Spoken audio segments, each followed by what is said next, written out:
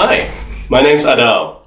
I'm an analyst here at the city of Joondalup, and that means I look at the way how we do things, and to see if we can do things better. Much like the book we're going to read today, Ada Twist, Scientist. I like this book because Ada is a very curious young girl who looks at how things work and questioning why things are the way they are. So let's get into it. Ada Twist, Scientist by Andrea, Beaty, and David Roberts.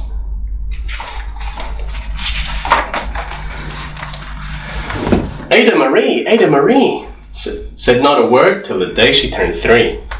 She bounced in her crib and looked all around, observing the world, but not making a sound. She learned how to climb and made her big break, with a trail of chaos left in her wake. She ran through the day, chasing each sound in sight, and didn't slow down till she conked out at night. Her parents were frazzled, but tried not to freak, as Ada grew bigger and still did not speak. Clearly, young Ada, with lots in her head, would have something to say when it ought to be said.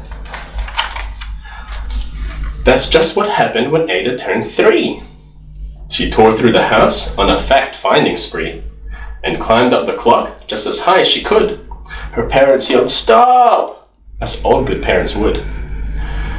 Ada's chin quivered, but she did not cry. She took a deep breath and simply asked, "Why?" Why does it tick, and why does it talk? Why don't we call it a granddaughter clock? Why are there pointy things stuck to a rose? Why are there hairs up inside of your nose? She started with why, and then what, how, and when. By bedtime, she came back to why once again. She drifted to sleep as her dazed parents smiled at the curious thoughts of their curious child, who wanted to know what the world was about.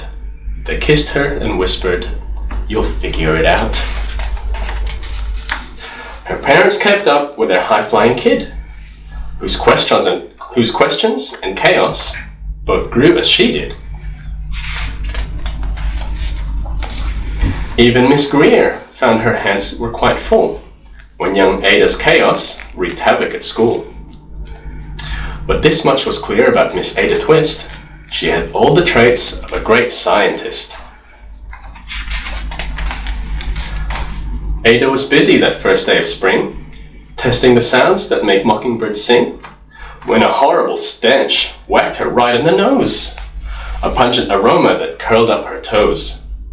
"Zowie!" said Ada, which got her thinking. What is the source of that terrible stinking? How does a nose know there's something to smell? And does it still stink if there's no nose to tell? She rattled off questions and tapped on her chin. She'd start at the start, where she ought to begin. A mystery, a riddle, a quest. This was the moment that Ada loved best. Ada did research to learn all she could of smelling and smells, both stinky and good. One hypothesis Ada thought could be true. The terrible stink came from Dad's cabbage stew. She tested and tested, but soon Ada knew it was time to come up with hypothesis 2. Then, zowie! The stink struck again, just like that. Hypothesis 2, it's caused by the cat. The cat couldn't make such a stink on its own.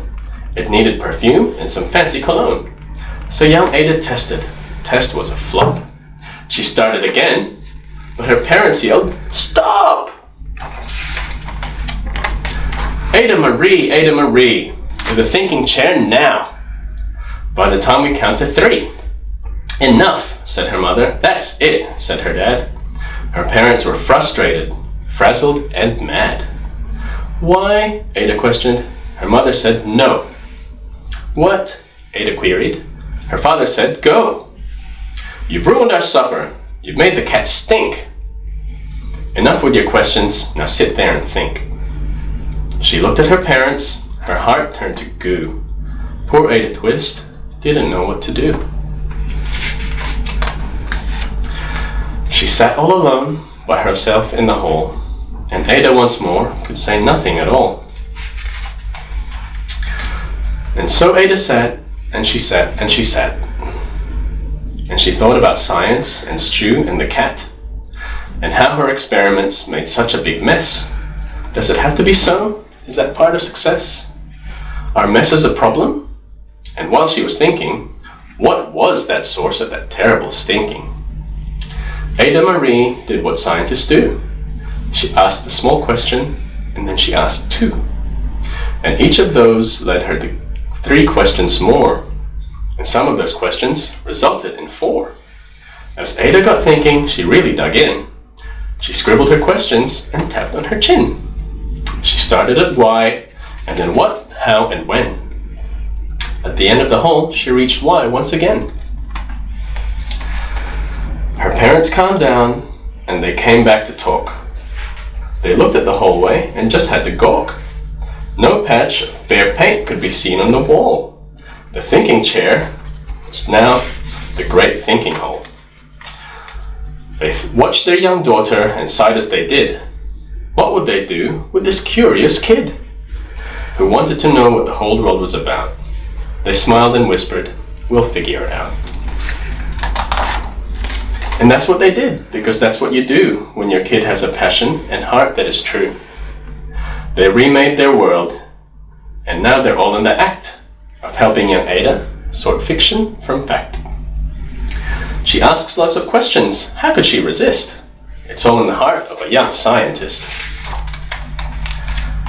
And as for that smell, what can Ada Twist do but learn all she can with her friends in grade 2? Will they discover the stink that curls toes? Well, that is the question.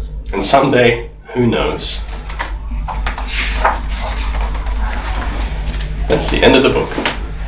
Hope you enjoyed it. Bye!